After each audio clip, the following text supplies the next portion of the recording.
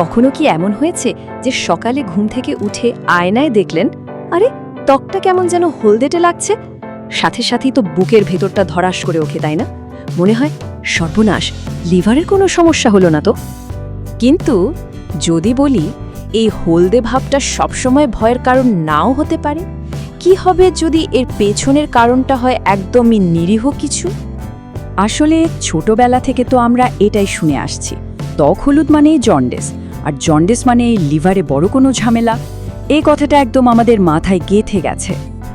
কিন্তু আসল অপরাধী যদি লিভার না হয়ে এটা হয়, হ্যাঁ ঠিকই দেখছেন, গাজর। অবাক লাগছে তাই না?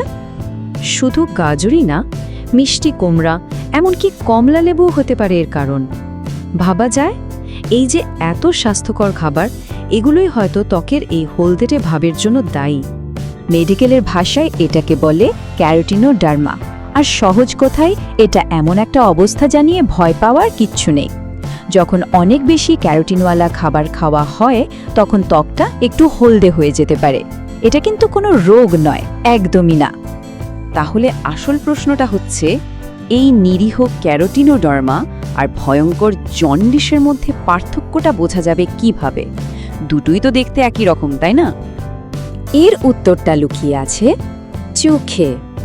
এই দেখুন, পার্থক্যটা একদম সহজ। জন্ডিস হলে শুধু ত্বকই নয়, চোখের সাদা অংশটাও হলুদ হয়ে যায়। কিন্তু ক্যারোটিনোডার্মাতে ত্বক যতই হলুদ হোক না কেন, চোখের সাদা অংশটা কিন্তু একদম সাদাই থাকে। আর এটাই হলো সবচেয়ে বড় ক্লু। ব্যাপারটা কি জানেন, আমাদের চোখের যে সাদা অংশটা, সেটার বিলিরুবিনের প্রতি একটা আলাদা টান আছে। তাই যখনই লিভারের সমস্যায় রক্তে বিলিরুবিন বেড়ে যায়, সেটা সবার আগে গিয়ে চোখেই জমা হয়। কিন্তু ক্যারোটিনের ক্ষেত্রে এই ঘটনাটা ঘটে না। তাহলে এখন থেকে ভয়ে না পেয়ে মাত্র 20 সেকেন্ডের একটা সেলফ চেক করা যায়। আয়নার সামনে দাঁড়িয়ে 1, দেখুন চোখের সাদা অংশ হলুদ কিনা, আর 2, খেয়াল করুন প্রস্রাবের রং গাঢ় মানে চা বা কোলার মতো হয়ে গেছে কিনা। তবে হ্যাঁ, একটা কথা কিন্তু মাথায় রাখতে হবে, এটা কোনোভাবে ডাক্তারের বিকল্প নয়, এটা জাস্ট একটা ক্লু। এই তথ্যগুলো শুধু সচেতন করার জন্য, নিজে নিজে ডাক্তার হয়ে যাওয়ার জন্য নয় কিন্তু। যদি কখনো দেখা যায় যে চোখের সাদা অংশ হলুদ আর সাথে প্রস্রাবের রঙও গাঢ়, তখন কি আর দেরি করা ঠিক হবে?